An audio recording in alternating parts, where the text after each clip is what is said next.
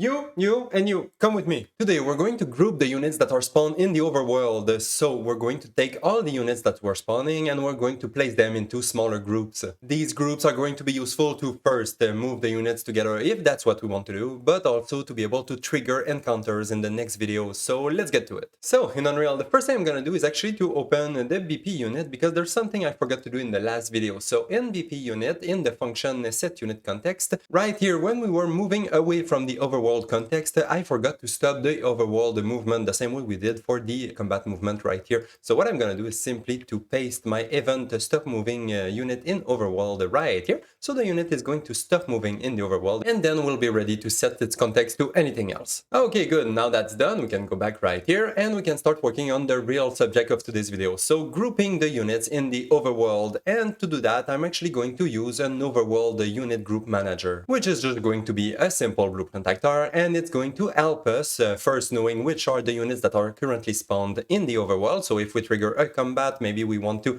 hide some units and show other units, and it's also going to keep track of all the unit groups that are in the world, so which unit are together. So good. To create that object, I'm just going to create a new folder in my units folder right here. I'm going to name it Overworld Unit Groups, and inside that folder I'm going to create myself a new blueprint actor, which I named BP_Overworld Unit Groups Manager. Now I'm just going to open it. We're not going to do anything right now. I'm just going to go back in entry first and drop it inside my persistent level. Here it is, here it is. But for it to work properly, I would like my player actions to be aware that it exists, because right now it doesn't know. So let's just open the BP player action. I have it right here, so I can just open it, and we're going to create ourselves one new variable for it. I named it Overworld Unit Groups Manager, and it is of type BP Overworld Unit Groups Manager. And I've also placed it inside my reference category with my combat system and my grid. And talking about references, I'm going to go back in my event graph. Here in the begin play, the way we were setting the grid reference and the combat system reference is by using the get actor of class, which is not really great. So instead what I'm going to do is just set those variables inside the details panel in the editor. So what I'm going to do is just open the little eye icon on the side of my combat system and my overworld unit group manager,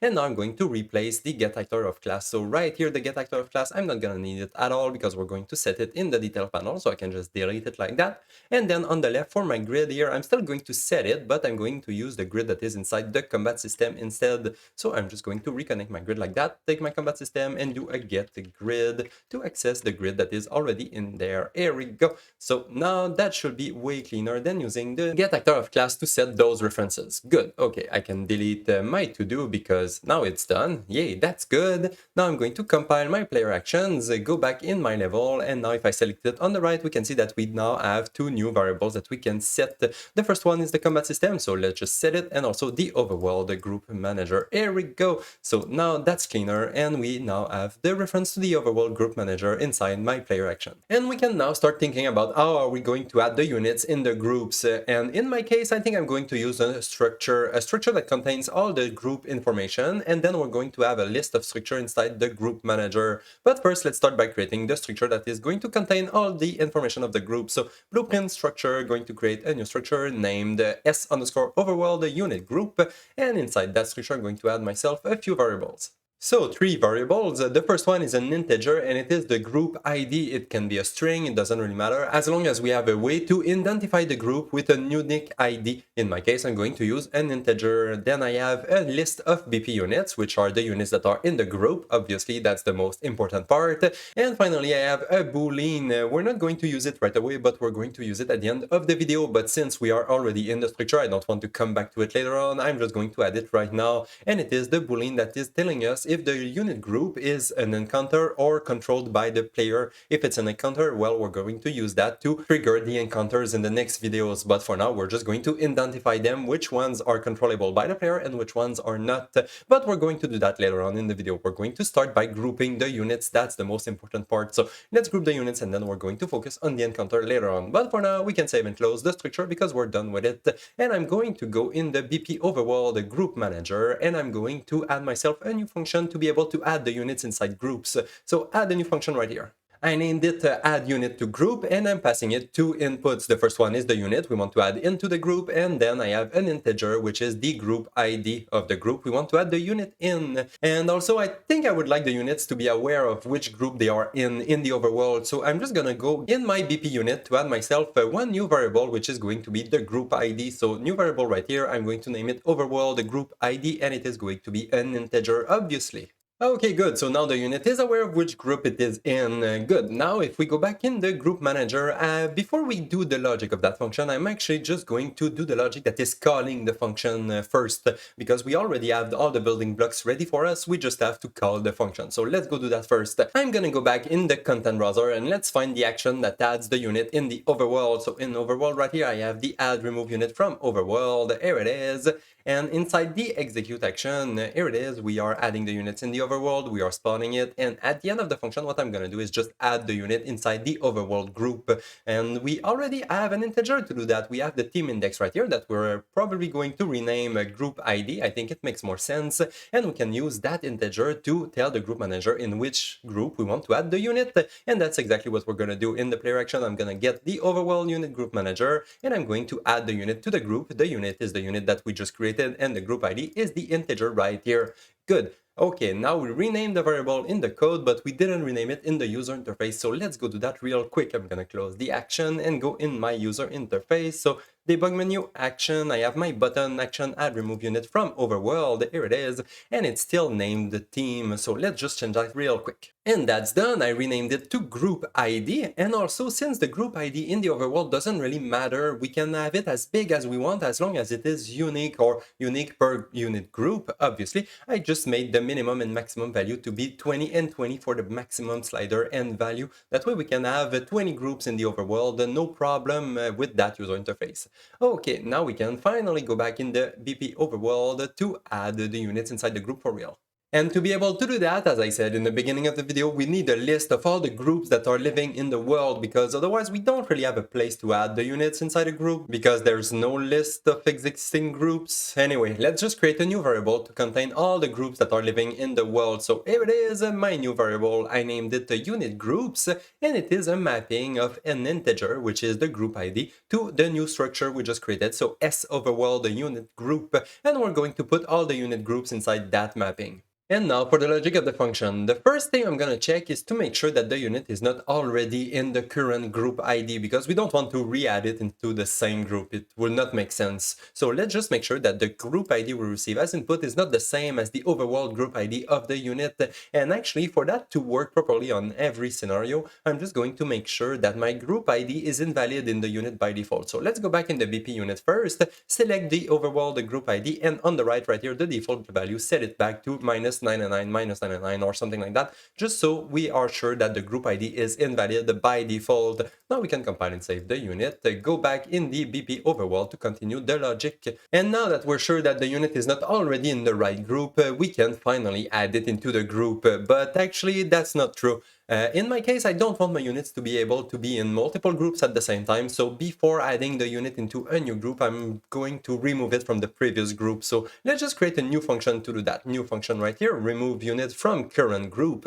I'm feeding it the unit that I want to remove from the group. I'm not going to do the logic right now. We're going to finish the add unit to group first. So let's go back in there. So here, if I want to add the unit into a new group, I'm going to first remove it from the previous group. That's as simple as that. Now the unit doesn't have any group and it's ready to be added into a new group. So let's go on the right here. To add the unit to the group, I'm just going to first make sure that the group ID we receive as input is not invalid, so it's not equal to -909. That way we are not going to add the unit into an invalid group. And then we're finally ready to add the unit to the group. So let's just start by getting the group from the group mapping. So the mapping right here, I'm going to find the group ID we are interested in, and I'm going to set it into a new local variable right here. So I have my group. Now I can just add the unit into the group, which I'm just going to do like that. Simply break the structure and add the unit into it. And finally, we just have to put the group back inside the mapping, because this is a copy right here. So let's just add it back inside the group mapping. Here we go. Now that's updated. The unit is inside the group. Let's just take 1 extra seconds to set the overworld group ID of the unit, just so it knows which group it is in right now. And that's it, now the unit is inside a group in the overworld. Good, now we just have to do the logic of the function that removes the unit from the previous group. So let's go in there. And the first step is actually to check if the unit is actually in a group. So let's check the group ID of the unit to make sure that it is not equal to -99. If it is, well, the unit is not inside a group, so we don't have to remove it from any group, so that's already done. But otherwise, if the group ID is not equal to -99, it means that the unit is inside a group and we have to remove it from it. So let's do that. I'm going to get my group from the units group as before, and then we can simply remove the unit from the group. That's it, the unit is not in the group anymore, we just have to re-update it in the mapping. But first, I'm going to check if the length of my units in my group is greater than 0. If I don't have any units in my group, I don't want to re-add it inside the mapping because I just want to destroy the group. I don't need it anymore, there's no unit in there. So I'm just going to re-add the group in the mapping only if there's at least one unit still living in there. So let's do that. If there's more than 0 unit living in the group, let's just add it back inside the mapping.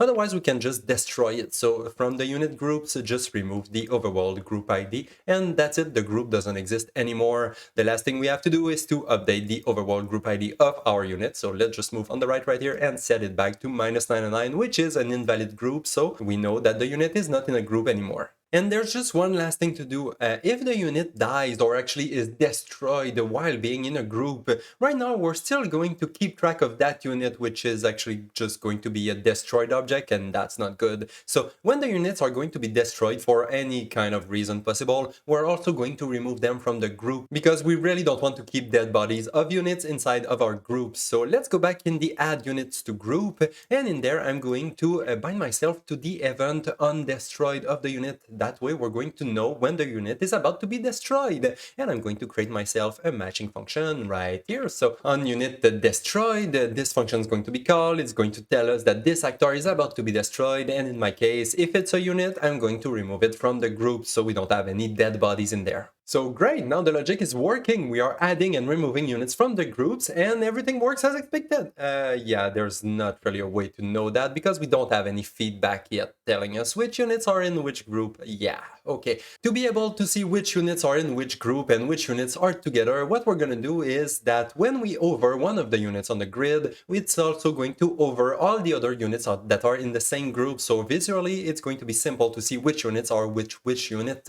So okay, let's go do that. To be able to do that, we need to hook ourselves to another callback. So when we are adding the units to the group, I'm going to connect myself to the onUnit over the change. So when the mouse is over the unit, I'm going to create myself a new matching function. Here we go, onUnit over the change right here. So we are getting notified when the unit is getting hovered. That's good. But before adding the logic in there, I'm actually going to disconnect this callback every time the unit is removed from the group. Because if, let's say, we are removing the units from the group, all of them, they are not in a group anymore, we don't want to be notified when they are hovered because we don't have to do anything. We cannot highlight any other units. We cannot do anything about that because it's not even in a group. So the group manager doesn't care. So what we're going to do is go back in the remove unit from group, and when we are removing the unit from the group, then we're going to disconnect ourselves from that same callback. So we're only going to receive the notifications while the units are in the groups, and that's exactly what we want. So perfect. So now let's go back in the onUnit over change to add the logic. And it's actually not that difficult. The first step is to get the group of the unit. So here it is, I have my unit group,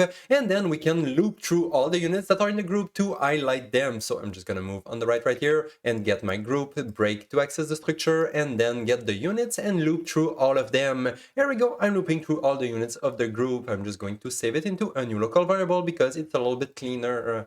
Perfect. So now I'm going through all the units of the group. I just want to highlight them all or remove the highlight of all of them, depending if I'm starting to hover a unit or stopping to hover a unit. So I'm just gonna go on the right here, and I'm actually just going to check to make sure that the unit I'm looping through is not the same as the unit I just hovered with my mouse. Because if it's the same, well, I don't have to set the hover state of that unit because it's already the case. That's the unit I'm using to know which is the hovered state of my group. So I don't want to reapply the same state on the same unit. So let's just make sure it's not the same unit, and then we can simply set the hovered state on that unit we are looping through. But there's just one thing though. If I'm calling the set is hovered right now, it's going to call that function again, the onUnit over change that we are currently in, because we are still hooked to the callback. So every time we are going to set the hovered state of a unit, it's going to call that callback again. So it's going to recall us. which is then going to set the overstate of another unit, which is going to call us again, which is going to set the state of the unit, and then call us again, and then the state of the unit, s,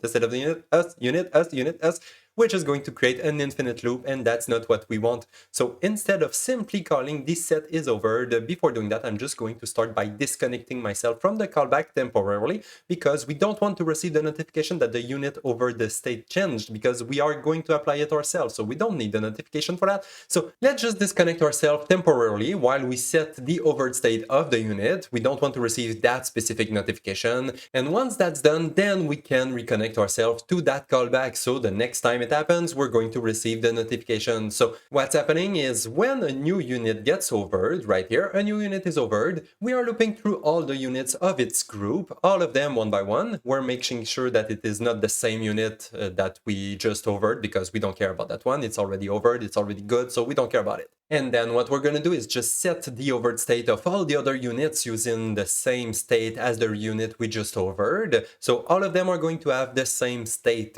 But before doing that, we are disconnecting ourselves from the notification because we don't want to receive it since we are applying it manually ourselves. We don't need to receive that information. We know that it happened. Perfect. So now let's compile and save, and I think it should work in the game. So let's go see. I'm going to add myself a few units in a bunch of groups. So I have 3 warriors in the group 0, another group of warrior right here, and then I'm going to add a few slimes here, and then maybe a bunch of chickens here, or maybe, and then I have a few bats in there. Here we go. I have a few groups on my grid. The group ID doesn't really matter, it's just to identify them. So if I move my mouse over one of the group, we can see that all the units of the same group are getting highlighted because they are all in the same group and the highlight work. Yay, that's good. Okay, great. And now if I try to move the unit on a grid, it still works. That's good. As before, we didn't change any of that. And actually, I'm just going to make sure that I don't have any errors if I remove units from the groups.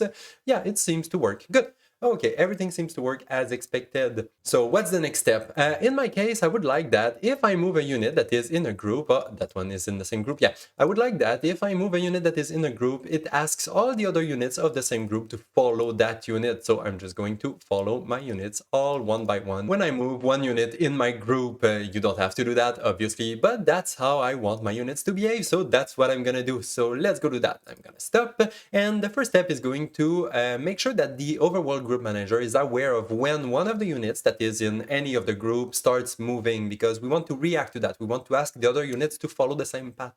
But right now there's no way to do that. There's no callback in the unit that tells us when the unit starts moving. So let's just add one, a new event dispatcher. I named it on unit started walking in Overworld, and I'm feeding it the unit that just started to walk. So BP unit, named it unit, here it is.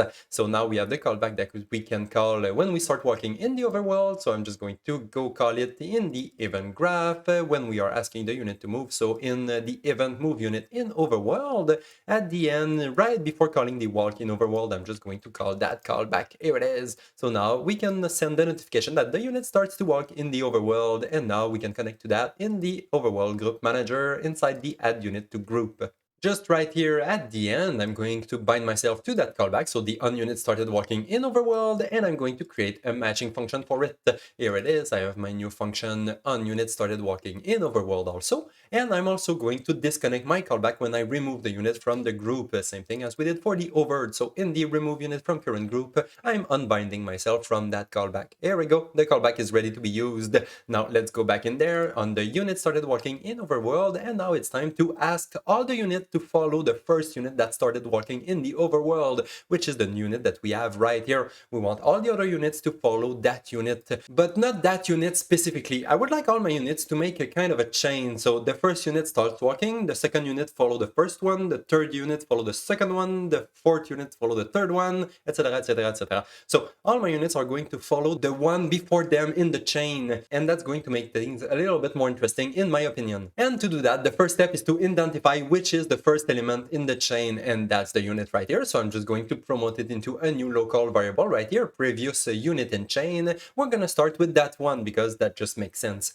And then we have to ask the second unit to follow that unit. So to do that, I'm just going to loop through all my units and ask them to follow the previous one in the chain. So loop through all the units just like that, get the group in the mapping, get all the units, loop through all of them, and I'm saving it into a new local variable because it's a little bit more clean. Then the next step, I'm just going to make sure that the unit I'm I'm looping through is not the same as the unit I receive as input, because that one is already the first one. We already know that, so we don't want to re-ask that unit to move again because it's the first one in the chain, so we don't want to do that. So let's just make sure it's not the same one, and then after that we can ask the unit to follow the previous unit in the chain. But before doing that, same thing as the overworld, we don't want to be notified of that callback because we're going to ask a new unit to start walking, so it's going to trigger the callback, and we don't want to receive that one because we asked it to start walking, so we don't want to create an infinite loop right here either. So let's just start by disconnecting ourselves from that callback. Okay, good, we're not going to receive the notification, so now we can ask the unit to walk in the world. So I'm going to ask my unit I'm looping through to follow the previous unit in the chain. So right now, since it's the first iteration of the loop, it's going to follow the first unit that started walking.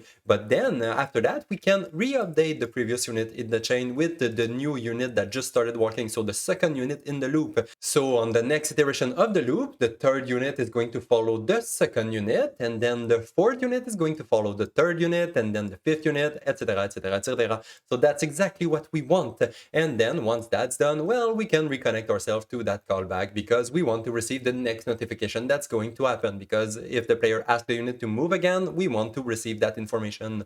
So that's how the function looks. We're creating a chain of units, starting with the first one that just started walking, and then we loop through all the other units to say, okay, follow that previous unit right here. And then you are now the previous unit because you just started walking. So the next one is going to follow that new one, and then over and over and over until we're done looping through all the units of the group.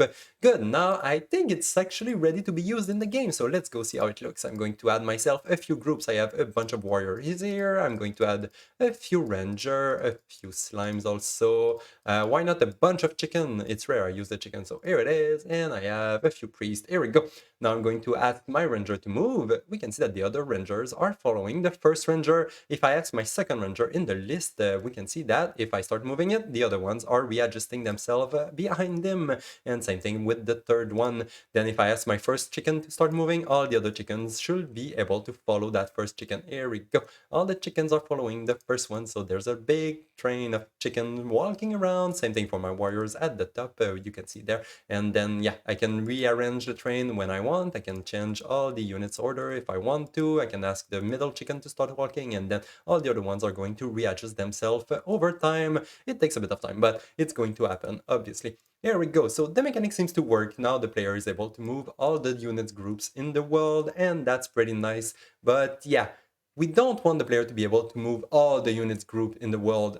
We don't want the player to be able to control the encounters that are going to happen because, well, they are going to be controlled by an AI. So what we're going to do is differentiate all the different groups on the grid. We're going to have all the unit groups that are controllable by the player, so all of them right here. And then we're also going to have encounters that the player cannot control. So let's go do that. And as a first step, we need a way to set if a group is an encounter or not, and that's going to be inside the Overworld Unit Group Manager. We're going to create a new function for it. Set the group is encounter. Here it is.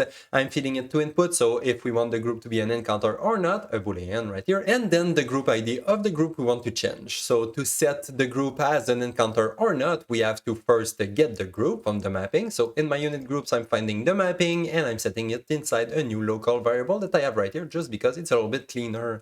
And then from that variable, I can check if the group is not already the same state as the state we receive as input. So if the group is already an encounter, we don't want to set it again to be an encounter. That will just be useless, so let's not do that. So let's make sure that they are not the same, and if they are not the same, then we can set the value of the state in the group. So set members in S Overworld unit groups to set if the group is an encounter or not. So we're just going to update the group like that, and then we can finally re-update it inside the mapping. So in the mapping, re-add the group with the group ID. There we go. So now the group is marked as either an encounter or not an encounter, and they are not encounter by default, obviously. Now that we have a function to call if we want to set the group as an encounter, now we just need a way to call that function. And to do that, I'm actually going to create myself a new action. So in my action, I'm going to go in my Overworld folder and duplicate the action move unit in Overworld and rename it action_set group is encounter. And then we can open it and go inside the execute action. In there, I'm going to delete all that because we don't need that, because we're going to add our new code instead. New code that's gonna need a new variable that I named is encounter, and we're going to use this variable to decide if we want to mark the group as an encounter or not. And to do that, it's simple. We just have to call the new function set group is encounter inside the overworld unit group manager, feeding it the variable and the group ID of the unit. Here we go. So now we just have to go add a button in the user interface to use this action. So let's go do that. I'm gonna go in my debug menu, my action, and duplicate button action increase decrease style height because it's pretty similar. So I'm going to rename it button action set group is encounter and open it. Right here, I'm just going to change the name and the actions of the button. I've set the text to set group is encounter, and also for the action left click and right click, they are both using the set group is encounter action. Now we can go in the graph to replace those nodes with the new ones, and here they are. So as I said, it's pretty similar. We just have to change the cast and also the variable. Perfect. Now we should be able to compile, save, and go add this button in the tab Overworld. So let's go in the debug menu in the tabs and open the tab Overworld, and I'm going to look for the encounter button we just created, add it inside the vertical box. I'm going to place it before the previous one and set a little bit of padding, 2 of padding, let's say. Okay, good. Now we should be able to test it in the game. So in the overworld, I can add a few units, and then I can select my new action and click on my group to set it to an encounter or not. But actually, I don't see any difference, and I'm still able to control them. Yeah. Okay, so the group is now an encounter, but the player can still control it, so let's fix that. Let's prevent the player from controlling an encounter. And actually, to do that, I'm just going to prevent the player from selecting any units that are in a group that is marked as an encounter. So let's go create a new function to select the units in the overworld instead of using the default select unit function that we are using right now. So in my player actions, again, I'm going to go in my overworld folder and duplicate one of my actions. That doesn't really matter. I'm going to rename it action underscore select unit in overworld and open it, and in there we're going to delete everything that is inside the execute action because we're going to change that to make it the new action. Here we go. And the logic is actually super simple. If we want to select a unit in the overworld, we're going to first check if we have a unit under the mouse. If we don't, well, we just want to deselect the current unit, just like that, same way we were doing before. Then if we have a unit under the mouse, then we can check to make sure that the unit is not an encounter. So get the overworld unit, get the group ID, find it inside the unit groups in the world, check if it is an encounter, and if it's not an encounter, then we're going to select. If it's an encounter, we don't want to select it at all. So if it's not an encounter, then we can simply select the tile and unit, feeding it the over the unit, and that should work. And now there's just one last little thing. I would like that if this action is destroyed in the game, it unselect the current unit. So I'm gonna go in my event graph right here at the bottom, and I'm going to implement the end play event just like that. So if the action is destroyed, I'm going to deselect the current unit. Perfect. So now let's compile and save the action and go in the tab overworld to use it now. So I'm going to select my select move unit in overworld and change the current action to select a unit in overworld instead of select tile and unit.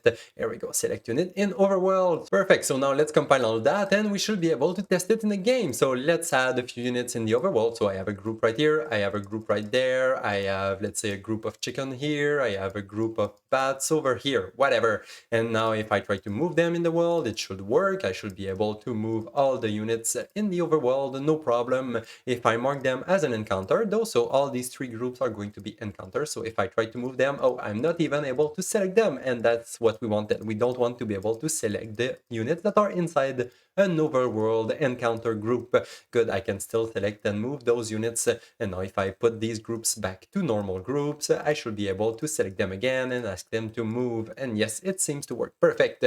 Now there's just one issue. If a group is an encounter, though, it doesn't move in the world right now. It's pretty bland and boring. So what I'm gonna do is just add the possibility for the units to move in a random radius around their current position, or actually around any position we want to ask them to move around. So that way all the units are going to be able to move around the grid while they are not controlled by the player. So let's go do that. Let's stop and go in the BP unit. And the first step is to create a way to generate a random location that the unit can reach in the world. So let's create a new function to do that. New function, I named it the getRandom reachable location in radius. So we're feeding it the origin, so the location around which we want to look for a random location, and the radius minimum and maximum. So let's say the unit can move at least 500 units and up to a maximum of 5,000 units, for example. And at the end of the function, we simply return the random location we just calculated. So that's good. But actually, the way the function is gonna work, it's not always going to work. Let me explain that. It's possible that we get a random location that the unit can reach, or actually it's possible that we don't even have a location that the unit can reach, but that location, let's say we have one that is valid, it may not be between the minimum and maximum radius we want to use. So since we're aware of that, I'm just going to try multiple times, so let's say 10 times. And if I don't find any location during these 10 iterations, I'm just going to return the origin. So we didn't find anything, but okay, the origin was good enough for us, use that instead. I don't know if that made sense, but it's probably going to make sense in a second. So let's just start by generating a random location. Here we go, I have my random location right here using the getRandom reachable point in radius, using my origin and my maximum radius I want to use, and of course we have to feed it the nav data, otherwise I'm not going to find a random point in that navigation data if I don't have one. So the navigation data asks it to get a random reachable point in the radius, and then that's going to return us a random location. But that location is only based on the maximum radius. I also wanted to use the minimum radius. So that's why what I'm going to do is just a distance check to see if the distance between the random location and the origin is greater than the minimum radius I want to use. So if it's greater than the x, and also if it's smaller than the maximum radius I want to use, then if both those conditions are met, then that value is going to be valid and I can simply return it at the end. Otherwise, I'm not going to return it because the conditions are not met properly. So that's why I was saying that it's possible this function doesn't find a valid location between the minimum and the maximum radius. That's why I'm using a for loop right here. So I'm trying 10 times, for example, and then if I don't find anything in 10 attempts, I'm just returning the origin, and it's like I didn't find anything. But anyway, now we have a function that lets us generate a random location reachable by the unit. And to use that, we're going to go back in the event graph. So in the event graph, I'm going to focus on this little bit of code right here, when we are asking the unit to move in the overworld, and we're going to add another input. So a third input in there, a boolean this time, and it is going to tell the unit if we want it to move in the random locations or not. So I have my new boolean right here. I'm going to promote that into a new variable, same way I did for the other one. So promote the two variable that I have right here is moving in random location in overworld. So my new boolean right here, which is going to keep track of if the unit wants to move in random locations in the world or not. And actually, when I'm stopping my unit movement in the world, I'm just going to set that variable back to false, just to make sure that it is clean. Perfect. So now we have a new variable that tells us if we want to generate a random location. So let's do that. I'm going to move on the right here. And if we want to generate a random location in the overworld, that's exactly what I'm going to do. I'm going to call the new function we just created, so getRandom reachable location in radius. The radius I decided is 500 to 1,000 units, so a big radius around the unit's position, and then that's going to be the new target location in the overworld. If we didn't want to generate a random location, well, we're simply going to not generate a random location, and that's going to work as before. So that's good. Now the unit is going to move to a random location in the world and then stop its movement. But what if we would like the unit to continue walking afterwards? So the unit starts to move to a random location, reaches the location, then wait a little bit and then generate a new random location and then go to that location instead. I think it will make things way more interesting. So what I'm going to do is go when the unit ends its movement. So right here in the move actor location, after the movement is finished, right now what we're doing is simply stopping the movement. But instead what I'm going to do is disconnect this right here and add myself a little branch to check if the unit is moving to a random location in the world. And if so, well, I'm going to do pretty similar of what I did right here. I'm going to put myself back in idle, wait a little bit, so between 2 and 15 seconds.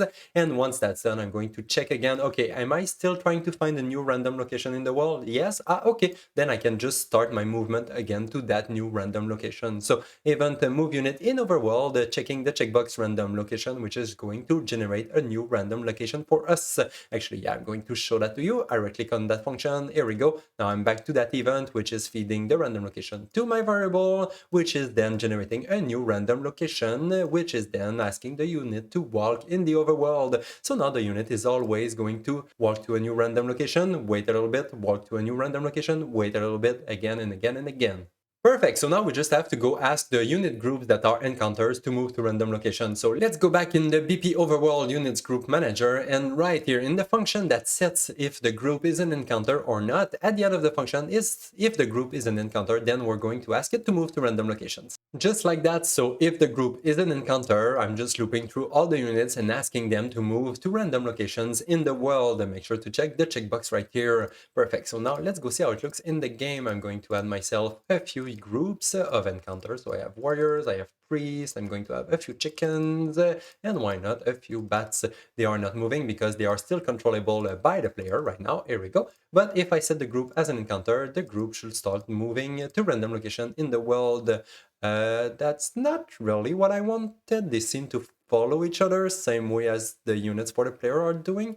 And after a few seconds, they are still trying to move to random location. That's good. Okay, that one took a bit more time, but whatever. So yeah, after a few seconds, they are moving to another new random location. That's fine. That's exactly what I wanted. But the way they are moving, that's not what I want at all. I don't want them to follow each other. But that gives me an idea, though. I think it would be nice if only the first unit in the group try to find a random location in the world. So let's say for my warrior right here, they are finding a random location that is about right here. Doesn't matter. And then the first unit is going to move to that location. So the first warrior is going to go there, but all the other warriors, I'd like to be around that location. So another random around that first location that the first warrior found. I don't know if that makes sense, but in short, I just want my first unit to find a random location, and then all the other units are going to find random location around that first location to go to. So let's go do that. I'm gonna stop, go back in the BP Overworld, the group manager, and I'm going to replace that bit of code. So let's just delete it and replace it. The first thing I'm gonna do is ask all my units to stop moving when the group switches between encounter or not. That way, in the case that the player was already controlling a group and moving it around and it becomes an encounter, the group just gonna stop moving. That makes sense. And vice versa, if the group was controlled by the AI and then the player took control of it for some reason, the units are just going to stop moving. That just makes sense. It's just to add some stability. And then after that, I'm just going to ask the first unit of my encounter group. So if my group is an encounter, I'm going to ask the first unit only to start moving to random locations in the world. Only the first unit, all the other ones are not going to move, but we still have our callback, the callback that's going to be called when that first unit starts moving. So the callback on unit started walking right here, it's going to be called when the first unit start walking, and then we can add some logic in there to change the behavior of all the other units in the group. So what I'm going to do is take all that right here and move it a little bit down, and then we're going to add the new logic in there. And the first thing we're going to do is checking if the group is an encounter. If it's not an encounter, we're still going to do the same thing we were doing before. So we're going to build a chain of units following each other. But if it's an encounter, we're going to do things a little bit differently. So right here, we have a branch splitting both logics, and then it's going to be still a little bit similar as the previous one. So I'm still going to loop through all the units, putting that into a new local variable, because we want to ask the unit to move on the grid. Make sure that this new local variable is not the same as the unit that started to walk at the beginning, because that unit is already walking. We don't want to ask it to move again. That will not make sense.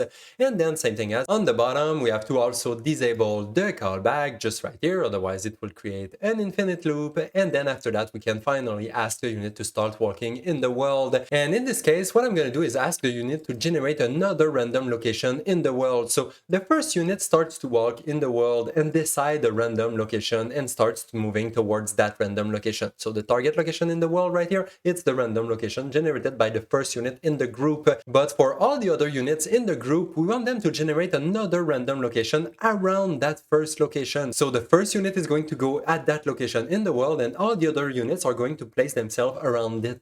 In my case, the radius, I've set it to 100 and 400. You can change that if you want.